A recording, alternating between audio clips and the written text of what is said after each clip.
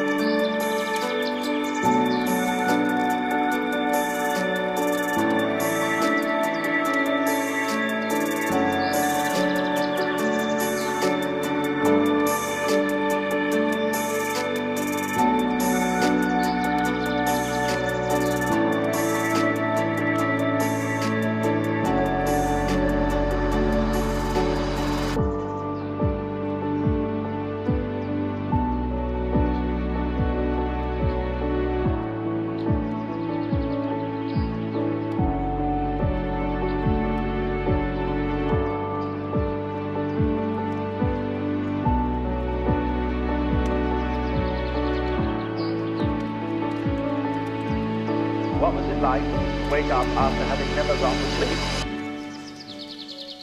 That was when you were born.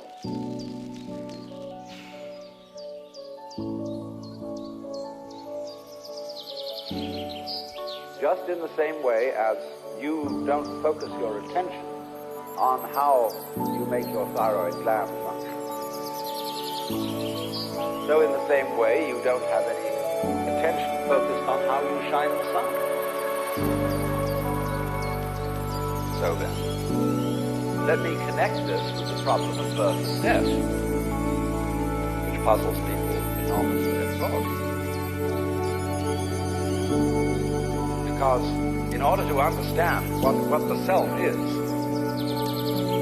you have to remember that it doesn't need to remember anything. Just like you don't need to know how you work your thyroid gland.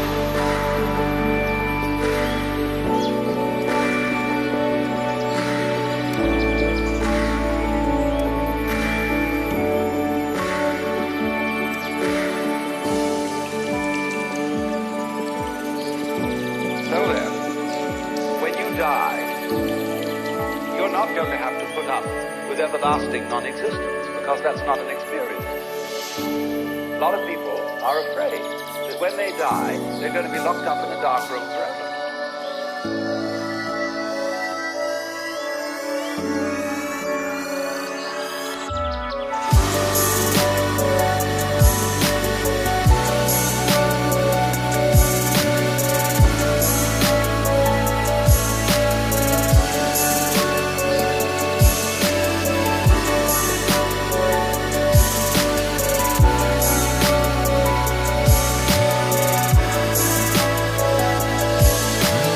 What was it like to wake up after having never gone to sleep? That was really the door.